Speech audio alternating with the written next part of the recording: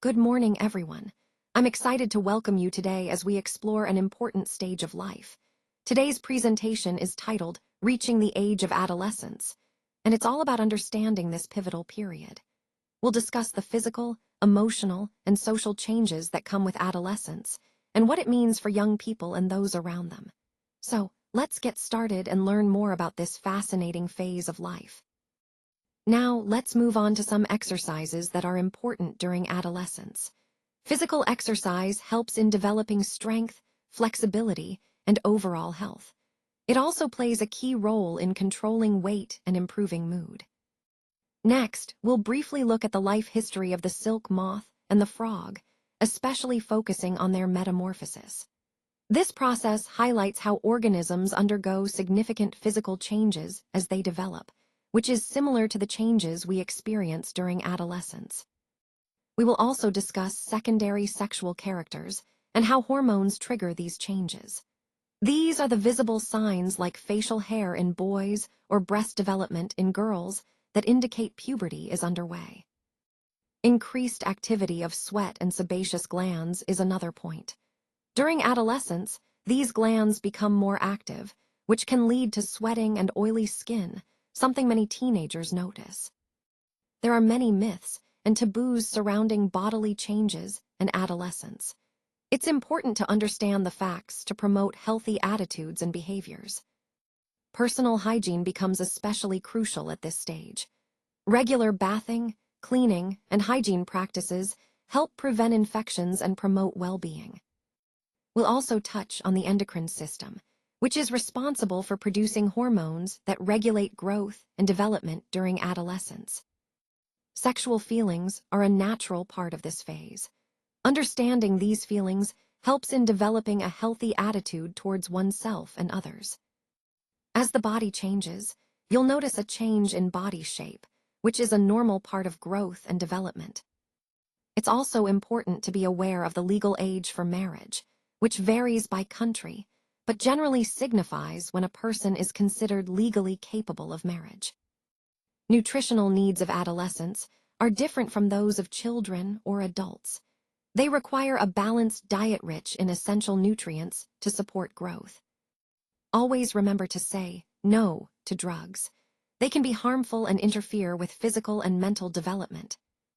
We'll explore the reproductive phase of life in humans, including the menstrual cycle and how sex determination occurs in a baby.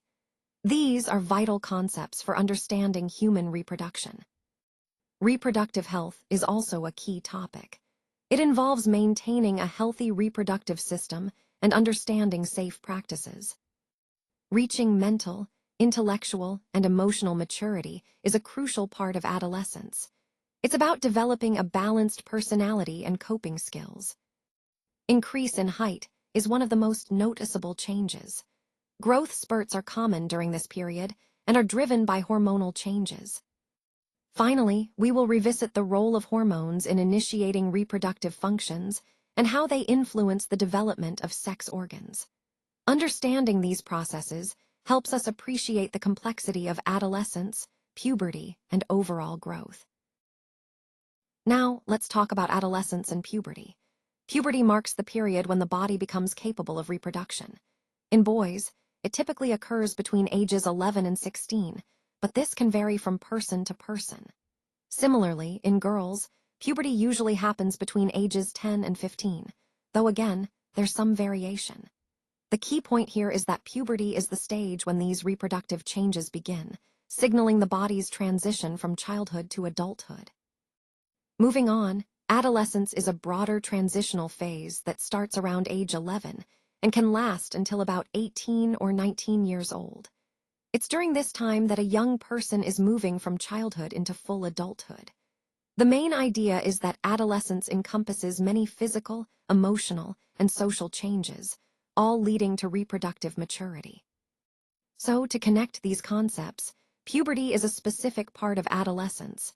It's the biological process that enables reproduction, while adolescence is the overall developmental phase that includes these changes and more.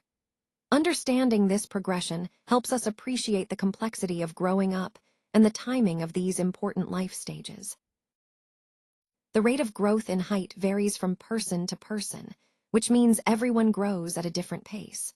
While genetics mainly determine the final height we reach, hormones play a crucial role in how quickly and how much we grow during adolescence. It's also very important to get the right nutrition during this time to support healthy development of bones, muscles, and other body parts. During this period, the long bones in our arms and legs elongate significantly, which contributes to a taller stature. You'll notice that the arms and legs often grow faster than other parts of the body, making them look a bit oversized or awkward temporarily. But don't worry, this is just a phase. Your body will adjust and regain its normal proportions soon enough. One of the most noticeable changes during puberty is a sudden increase in height. This rapid growth spurt is what many people see as the main change during this period. So, in summary, growth varies among individuals, influenced by genetics, hormones, and nutrition, with long bones playing a key role in height increase, especially during this critical phase of development. Generally, girls tend to have a high-pitched voice, while boys usually have a deeper voice. During adolescence, as the larynx begins to grow, boys often experience voice cracking. Sometimes, the muscles of the growing voice box can go out of control, making the voice sound hoarse. But don't worry, this is only temporary, and the voice will return to normal soon. Now, if you look at the growing voice box in boys, it can be seen as a protruding part of the throat called the Adam's apple. In girls, the larynx is much smaller, so it's hardly visible from outside. At puberty, the voice box or larynx starts to grow. It becomes significantly larger in boys compared to girls, which contributes to the deepening of the voice. Let's also talk about some physical changes. In both boys and girls, hair begins to grow in the armpits and pubic area. In boys, facial hair like beards and mustaches start to develop. In girls, we see the pelvis widening, hips broadening, and the breasts developing and increasing in size. Inside the breasts, the mammary glands, which are responsible for milk secretion, also develop. For boys, one noticeable change is that their shoulders become broader, and their chest widens. Their muscles tend to grow more than in girls, giving them a more muscular build. All these changes in body shape are part of the overall process of puberty, marking the transition from childhood to adulthood. As we go through puberty, one of the changes you might notice is that your skin becomes oilier. This increase in oil production can often lead to the appearance of acne and pimples on the face, which is a common concern during this time. It's important to understand that this is a normal part of the body's development. This extra oil and sweat don't just stay on the face. They can also cause increased sweating all over the body. Sometimes, this results in body odor, which is another aspect of these changes in your skin and sweat glands. The key point here is that during puberty, there's a significant increase in the activity of both sweat glands and sebaceous or oil glands. This heightened activity is what causes these visible physical changes. So, in summary, the increased activity of these glands during puberty plays a major role in the changes we see in our skin and sweat production. It's all part of the body's natural growth process, helping us understand what's happening as we move through this important stage of life. Now, let's take a closer look at what happens during the development of sex organs. For girls, this is a really important stage. The ovaries start to enlarge, and this is when eggs begin to mature inside them. It's a crucial part of preparing the body for potential pregnancy in the future. At the same time, the ovaries start releasing these mature eggs, which is a key part of the reproductive process. Moving on to boys, this stage marks a big change as well. During puberty, the male sex organs, like the testes and the penis, develop fully. The testes, in particular, begin producing sperm, which is essential for male fertility. Overall, this development of sex organs is a fundamental part of maturation, preparing both boys and girls for reproductive ability. It highlights how the body undergoes significant changes during puberty, setting the foundation for future biological functions. Now, it's often during adolescence that the brain has the greatest capacity for learning. This is a really important point because it highlights how this period is a perfect time to acquire new skills and knowledge. As teenagers, they become more independent than before, which means they start to make more of their own decisions. At the same time, they can also become more self-conscious, which is a natural part of growing up. This combination of independence and self-awareness can sometimes feel confusing or overwhelming. As they try to adjust to these physical and mental changes, many adolescents might feel insecure or unsure of themselves. But it's important to remember that this is completely normal. Everyone goes through it. So there's really no reason to feel insecure about these feelings. This period also involves significant intellectual development. Adolescents tend to spend a lot of time thinking deeply about various topics, which helps shape their understanding of the world. It's a time of mental growth and change, where their way of thinking evolves and matures. Overall, adolescence is a key period of change, emotionally, intellectually, and mentally. It's a time when reaching mental, intellectual, and emotional maturity is possible, setting the foundation for the next stages of life. Now, as boys and girls go through sexual maturity, they start to develop new feelings and interests. One of the key changes is that they become attracted to the opposite sex. This is a normal part of growing up and is linked to the development of sexual feelings. These feelings are a natural part of human development and help us form connections and relationships with others. Understanding this process is important because it helps us recognize that these feelings are normal and part of the journey toward healthy relationships. Remember, these changes are a normal part of growing up and becoming an adult. Now, let's talk about how changes during adolescence are controlled by hormones. Hormones are chemical substances that act as messengers in our bodies. They are secreted by endocrine glands, which are part of the endocrine system. These hormones play a crucial role in initiating and regulating the physical and reproductive changes we see during this stage. In girls, one of the first signs of puberty is the development of breasts. This is a key change that signals the start of reproductive maturity. Both boys and girls experience hair growth in certain areas, such as under the arms and in the pubic region, which is located above the thighs. This hair growth is another important sign of puberty, driven by hormonal changes. Now, the features that help us distinguish males from females are called secondary sexual characters. These are not directly involved in reproduction, but are important for gender identification. For boys, secondary sexual characters include the development of facial hair like mustaches and beards, as well as chest hair. These features become more prominent during adolescence.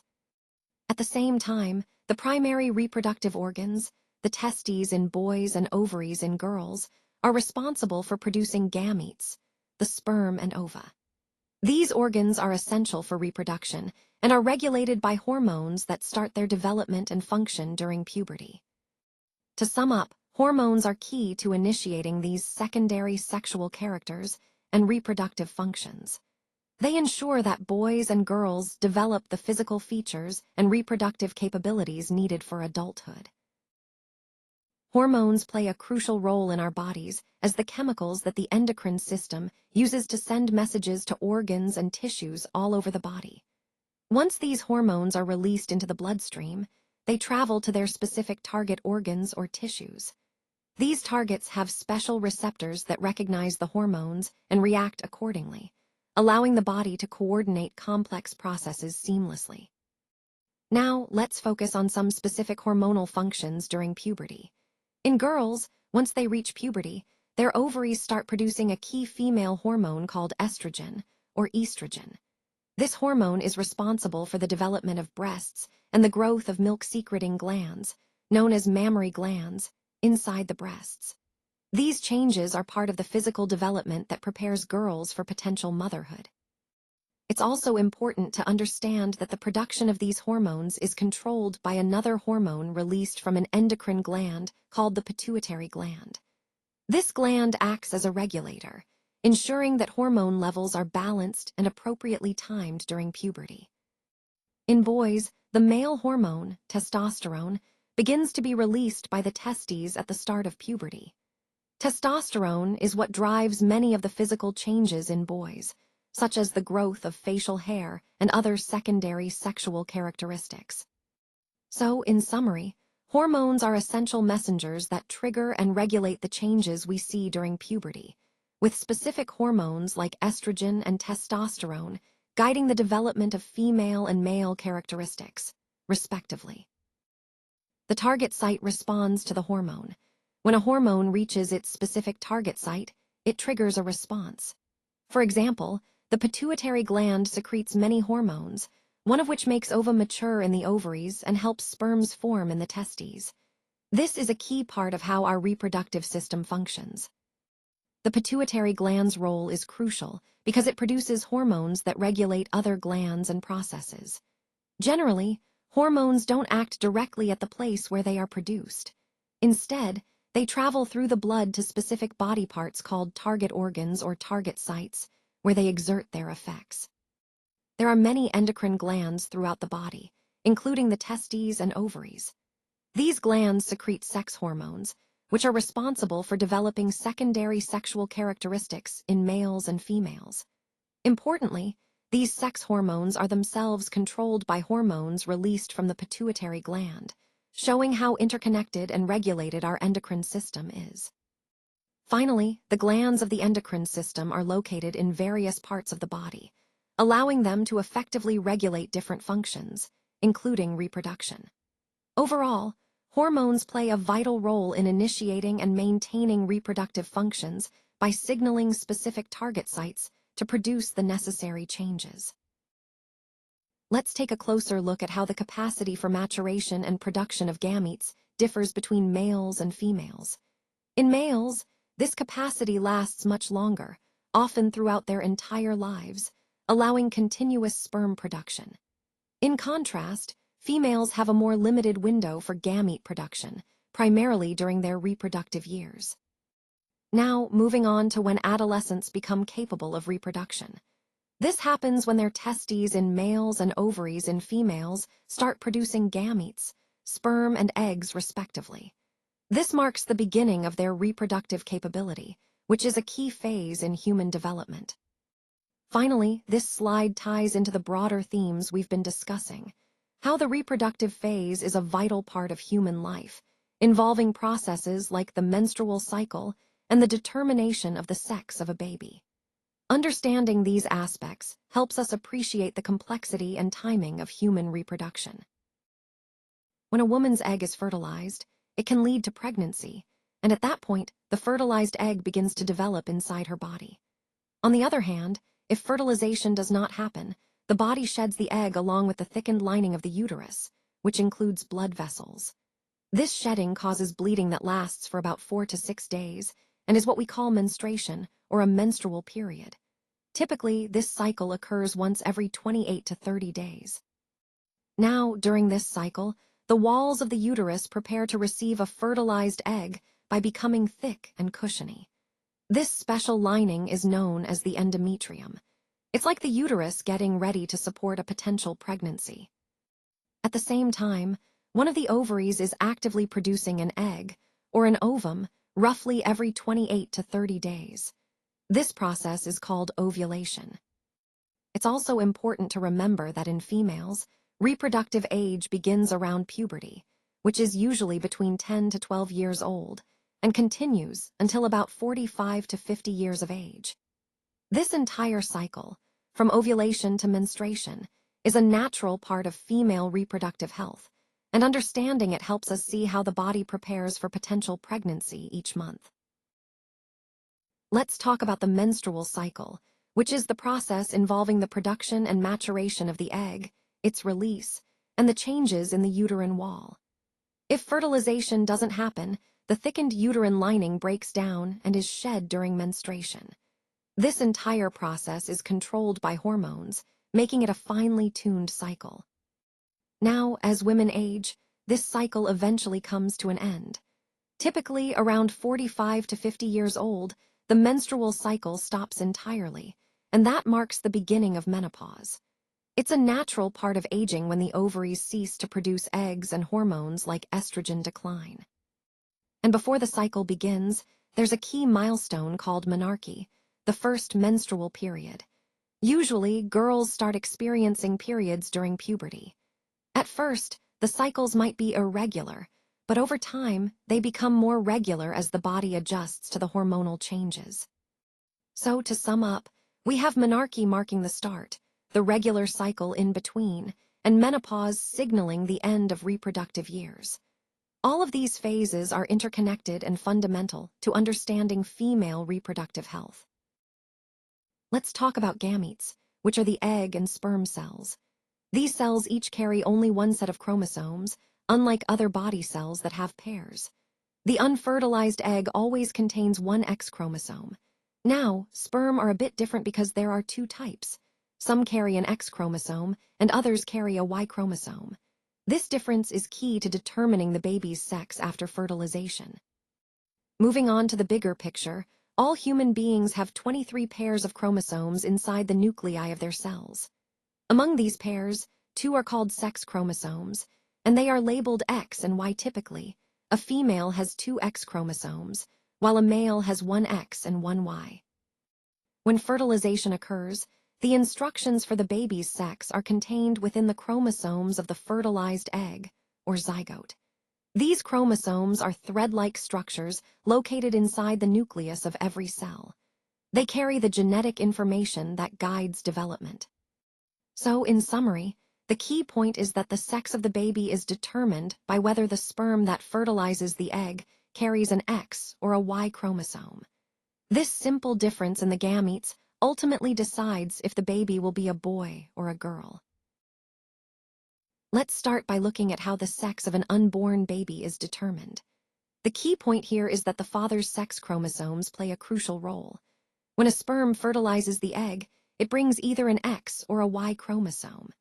If a sperm carrying a Y chromosome fertilizes the egg, the resulting zygote will have 1 X and 1 Y chromosome, which will develop into a male. Conversely, if the sperm carries an X chromosome and fertilizes the egg, the zygote will have 2 X chromosomes, leading to the development of a female. This process is known as male and female determination, and it hinges on which type of sperm succeeds in fertilization. When the ovum and sperm fuse, the resulting zygote inherits 23 pairs of chromosomes, 1 chromosome from each parent per pair. The overall sex of the baby is thus determined by which chromosome from the father fertilizes the egg.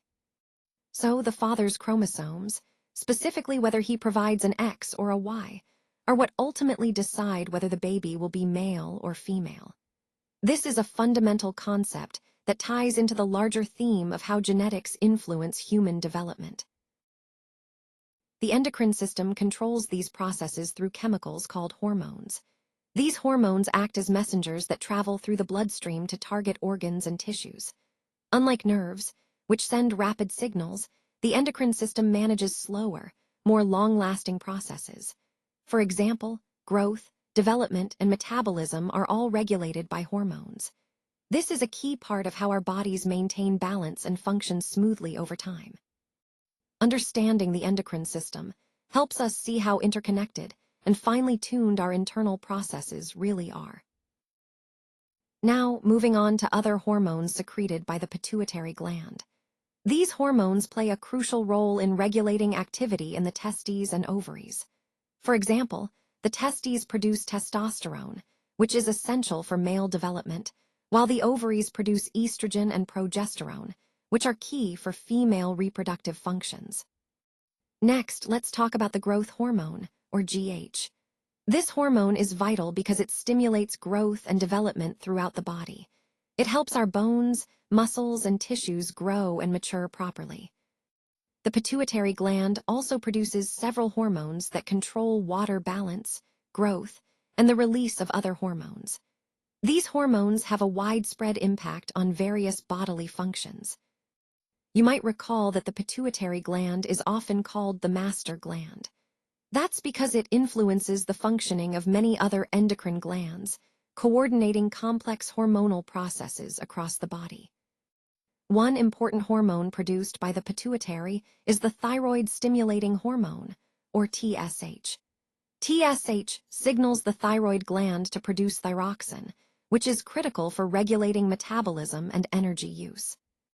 Finally, the hormones released by the pituitary affect growth and reproduction directly. They also help control the activity of other endocrine glands, ensuring that the body's hormonal balance remains in check. And just to remember, the pituitary gland itself is located right below the hypothalamus and is attached to the brain, making it a central hub in our endocrine system. These hormones play a crucial role in controlling the development of sexual characteristics. When we talk about sexual characteristics, we're referring to the physical features that differentiate males and females.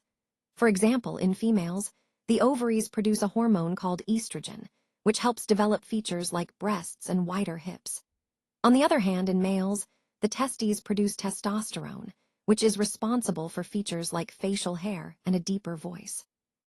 Now, these hormones are produced by specific glands, but some endocrine glands have additional roles beyond hormone production.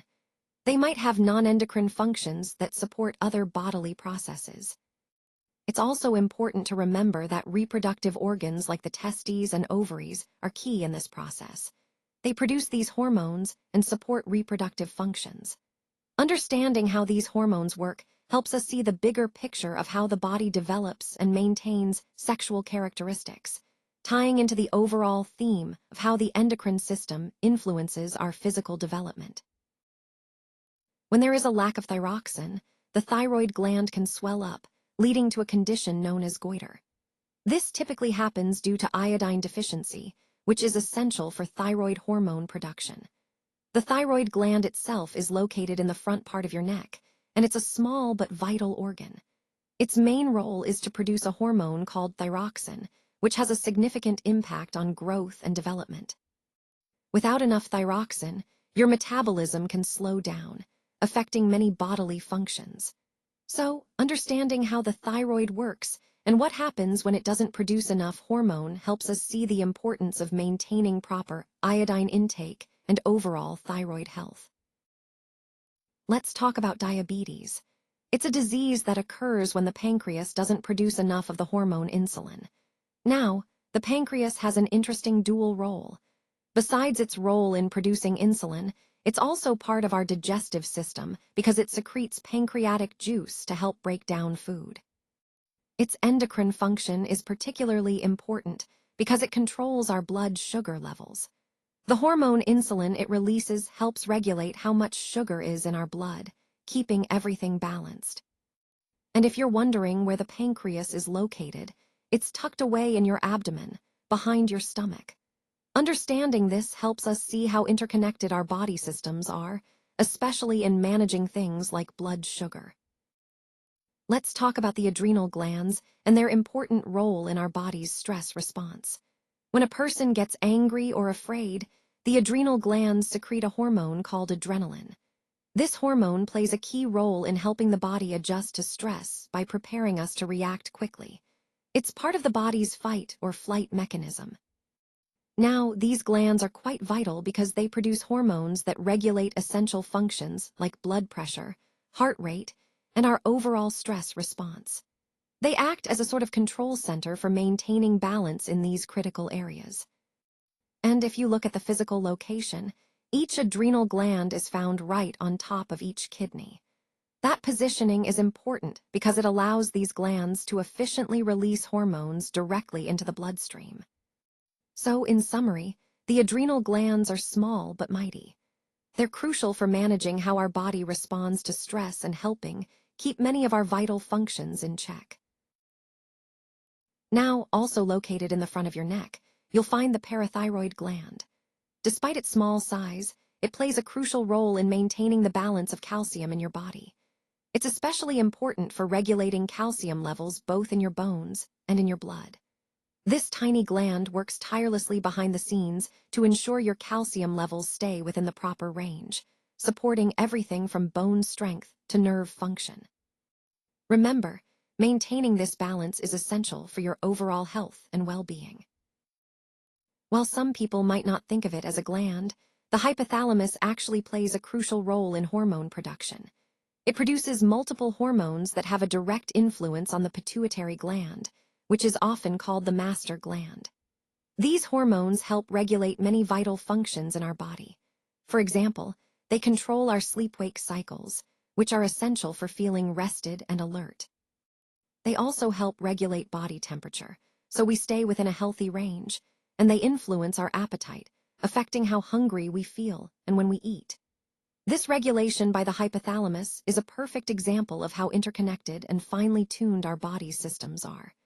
It highlights the importance of the hypothalamus in maintaining overall balance and health, fitting into the larger picture of how our endocrine system keeps us functioning smoothly.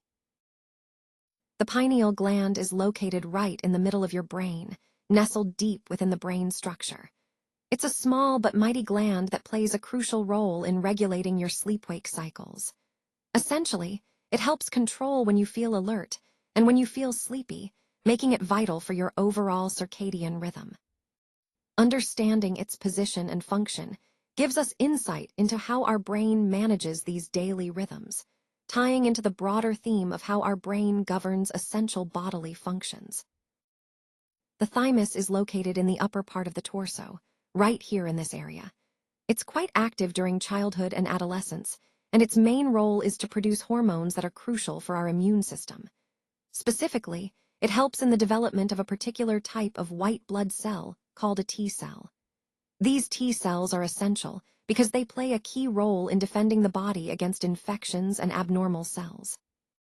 As you can see, the thymus is an important part of our immune system's overall function, helping to train and mature T cells so they can effectively protect us throughout our lives. Let's take a closer look at the table of endocrine glands and their hormones. First, we have the adrenal gland, which secretes adrenaline. This hormone is crucial for the body's stress response, increasing blood pressure, heart rate, and metabolism when we're under stress. The adrenal also produces aldosterone, which helps control the balance of salt and water in our bodies, maintaining blood pressure and volume. Next is cortisol, another hormone from the adrenal gland. It plays a vital role in managing stress and also influences inflammation and immune responses. The adrenal gland also produces DHEA, which is involved in developing body odor and promoting the growth of body hair during puberty. Moving on to the ovaries, they produce estrogen, a key hormone for regulating the menstrual cycle, supporting pregnancy, and developing female secondary sexual characteristics. They also produce progesterone, which prepares the body for pregnancy after an egg is fertilized. Pituitary gland, often called the master gland, secretes several important hormones. Follicle-stimulating hormone, or FSH, controls the production of eggs in females and sperm in males. Luteinizing hormone, or LH, regulates estrogen and testosterone production and triggers ovulation. Melatonin, which influences our sleep-wake cycles, is also produced here. Oxytocin, important for lactation, childbirth, and mother-child bonding, is another hormone from the pituitary. And prolactin promotes breast milk production. The pancreas secretes glucagon and insulin, which work together to regulate blood glucose levels. Glucagon helps raise blood sugar when it's low, while insulin helps lower it after meals. Finally, the thyroid gland produces thyroid hormones that are essential for controlling our metabolism and energy levels. The parathyroid gland produces parathyroid hormone, which manages calcium levels in our bones and blood. And lastly, testosterone, produced by the testes, ovaries, and adrenal glands, influences sex drive, body density, and the development of male secondary sexual characteristics, but it also has roles in females. Understanding how these glands and hormones work together helps us see the complex regulation of our body's functions, maintaining balance and responding effectively to various internal and external stimuli. The life history of the silk moth and frog involves several distinct stages. As you can see, the caterpillar, which is the larval stage of the moth, must go through various phases before transforming into an adult moth. Similarly, the tadpole stage in frogs involves a series of changes that lead to becoming a fully developed frog. These transformations are known as metamorphosis, and they highlight the remarkable process of development in both insects and amphibians. Understanding these stages helps us appreciate how hormones play a crucial role in guiding and regulating these complex changes, ensuring that each organism reaches its mature form successfully. This interconnected process underscores the importance of hormonal control in the life cycles of these fascinating creatures. Now, let's take a closer look at the life history of the silk moth. The silk moth, also known as Bombyx mori, has a fascinating life cycle that plays a crucial role in silk production. It all begins when the female moth lays hundreds of eggs, which are tiny and delicate. These eggs hatch into larvae, commonly called caterpillars, after about 10 days. The caterpillars are voracious eaters, primarily consuming mulberry leaves, and this feeding stage can last around 4 to 6 weeks. During this time, they grow rapidly, shedding their skin several times as they increase in size. Once fully grown, the caterpillar spins a cocoon around itself using fine silk threads. This cocoon is where the transformation into the adult moth takes place. Inside the cocoon, the pupa develops, and after about 2 weeks, the adult moth emerges. The entire cycle, from egg to adult, takes roughly 6 to 8 weeks. Understanding this life cycle is essential because it highlights the biological basis of silk production, connecting to the overall theme of how human innovation harnesses natural processes to create valuable materials. Let's talk about the importance of iodine in the process of metamorphosis. As you can see, thyroxine production in tadpoles depends heavily on the presence of iodine in water. If the water doesn't contain enough iodine, the tadpoles won't be able to develop into adult frogs. This highlights how essential environmental factors are in developmental processes. Now, moving beyond frogs, it's interesting to note that in insects, metamorphosis is controlled by their own hormones, specifically insect hormones. This shows us that different animals have evolved different hormonal controls for similar developmental transitions. In frogs, however, the key hormone is thyroxine, produced by the thyroid gland. This hormone orchestrates their transformation from tadpole to adult frog. Finally, to clarify the concept, metamorphosis is the complete change of form that an animal undergoes as it develops from a young stage into an adult. It's a fascinating process that underscores the complexity of development in various species and how hormones and environmental factors play critical roles in that transformation. During adolescence, however, these needs become even more essential because the body is going through a lot of growth and change. It's a critical time when proper care can set the foundation for a healthy future. So, what do adolescents need to stay healthy? Well, first, a balanced diet is key. It provides the necessary nutrients to support that rapid growth. Next, personal hygiene is very important to prevent infections and promote overall well-being. And of course, regular physical exercise helps keep the body strong and healthy.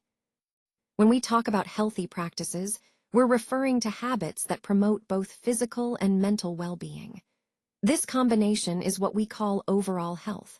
It's not just about avoiding illness, it's about feeling good and functioning well every day. Now, specifically focusing on reproductive health, which is a crucial aspect during adolescence. Reproductive health involves understanding how the body develops and how to take care of it responsibly. It's about being informed and making healthy choices, which are vital for a healthy life ahead. Remember, maintaining good reproductive health is part of taking care of yourself holistically. Iron builds blood, so including iron-rich foods like leafy vegetables, jiggery, meat, citrus fruits, and Indian gooseberry, also known as amla, is very important for adolescents. These foods help ensure they get enough iron to support their growing bodies. When it comes to sources of iron, milk is quite special because it's a balanced food in itself. For infants, mother's milk provides all the essential nourishment they need for healthy growth. Now let's talk about a balanced diet. A balanced diet means including all the necessary nutrients, proteins, carbohydrates, fats, vitamins, and minerals in the right proportions. For example, our traditional Indian meal of roti or rice, along with dal or pulses and vegetables, is a perfect example of a balanced meal. Adolescence is a very important growth stage, marked by rapid physical and mental development. So, during this time, it's crucial to plan the diet carefully to support this fast growth and ensure overall health. By understanding these key points, we can emphasize the importance of proper nutrition during adolescence and how it contributes to healthy development. Girls, it's especially important to be careful about hygiene during menstrual flow. Make sure to keep track of your menstrual cycle so you're prepared when it begins. Using sanitary napkins or clean homemade pads is essential. Remember to change your pads every 4 to 5 hours, or more often if needed, to stay fresh and prevent infections. Taking a daily bath is vital. It helps keep your body clean and prevents body odor and bacterial infections.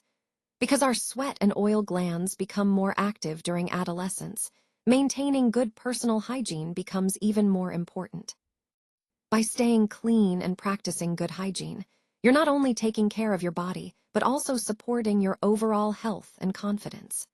It's a simple yet crucial part of your self-care routine that you should always keep in mind. It's important to remember that discontinuing exercises to focus solely on studies is not a good practice.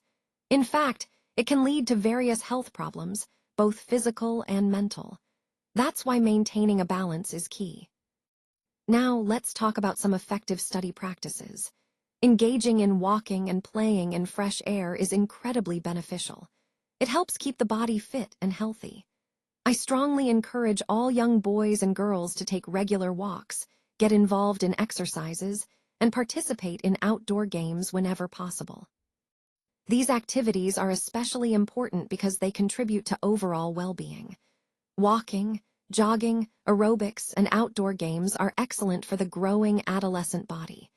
They help develop strength, improve endurance, and keep the mind sharp. Remember, staying active is not just about physical health. It's also about supporting your mental alertness and focus. So, make sure to include some form of exercise in your daily routine to stay healthy and energized.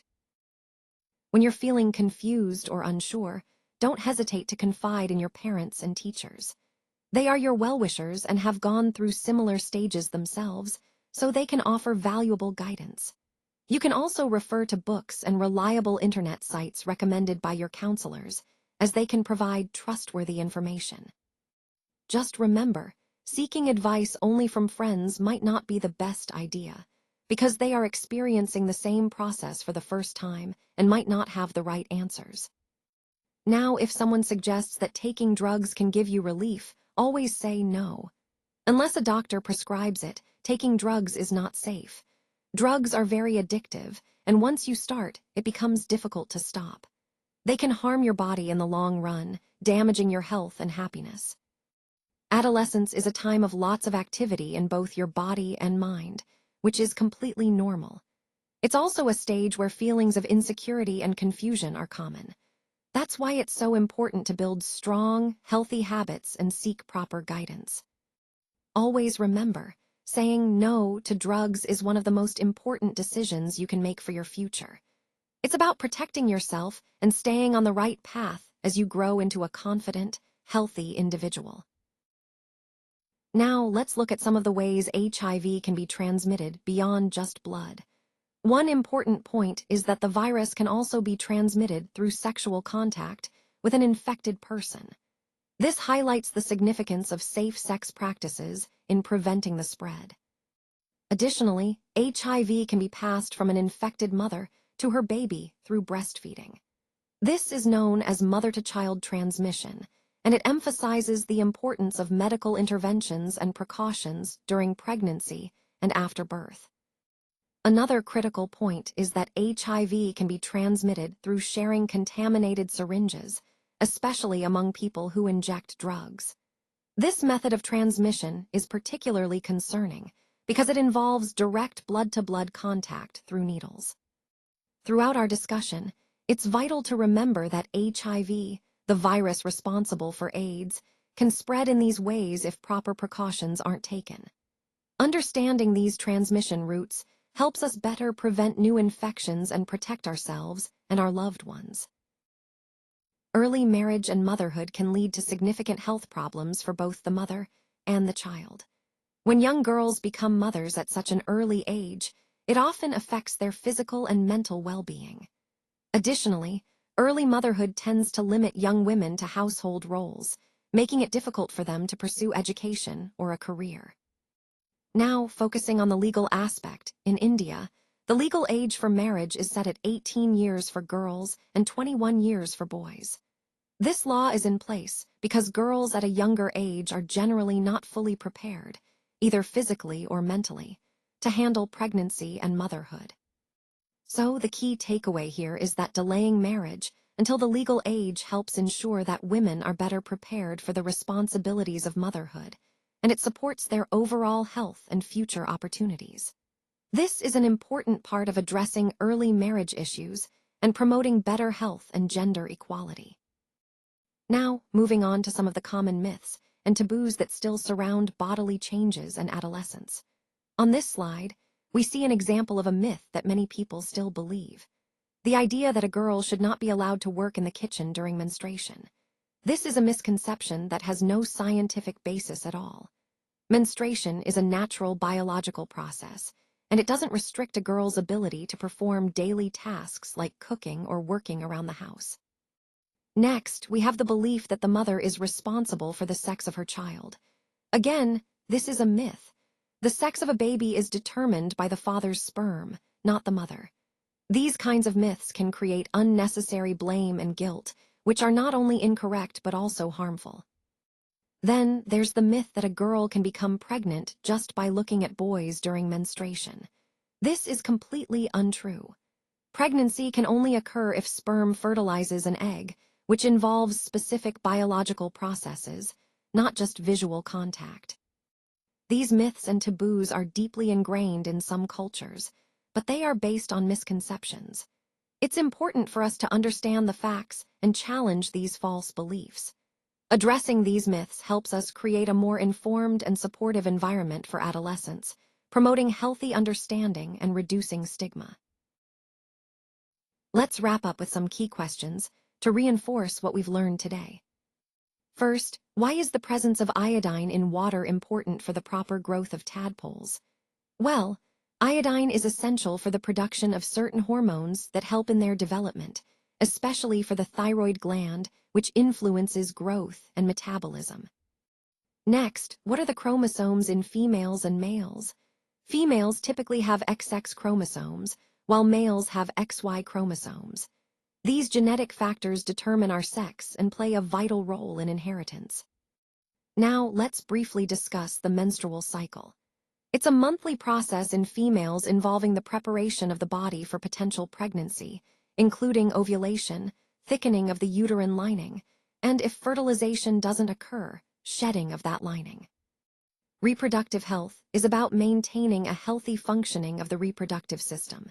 It involves proper hygiene, awareness, and medical checkups to ensure overall well-being. What is metamorphosis? It's a biological process where an animal undergoes a significant change in form during development. In insects and frogs, hormones like ecdysone in insects and thyroxine in frogs control this transformation. What do we mean by target site? It's the specific part of the body where a hormone or drug acts to produce its effect. During adolescence, the body shapes of boys and girls change. Boys develop broader shoulders and muscle mass, while girls develop wider hips and breast tissue. These are natural physical changes associated with puberty.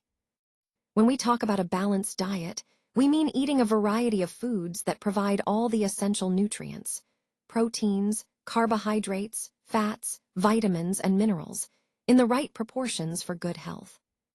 In humans, the nuclei of our cells contain 23 pairs of chromosomes, totaling 46. These carry our genetic information and determine many traits. Why do boys have a hoarse voice during puberty? Because their larynx, or voice box, grows rapidly, and the vocal cords lengthen and thicken, leading to that deeper voice. Is the mother responsible for the sex determination of the baby? Actually, no. The father's sperm can carry either an X or Y chromosome, which determines whether the baby is girl or boy. Let's also recall some endocrine glands and their hormones. The thyroid gland produces thyroxine, the pancreas secretes insulin, the adrenal glands produce adrenaline, and the pituitary gland releases various hormones that regulate other glands. What are hormones? They are chemical messengers produced by glands that regulate various functions in the body like growth, metabolism, and reproduction. Finally, the adrenal glands produce hormones like adrenaline, which helps us respond to stress, increase heart rate, and prepare the body for a fight or flight response. Thank you for paying attention. These concepts are all interconnected and vital for understanding how our bodies develop and function throughout life.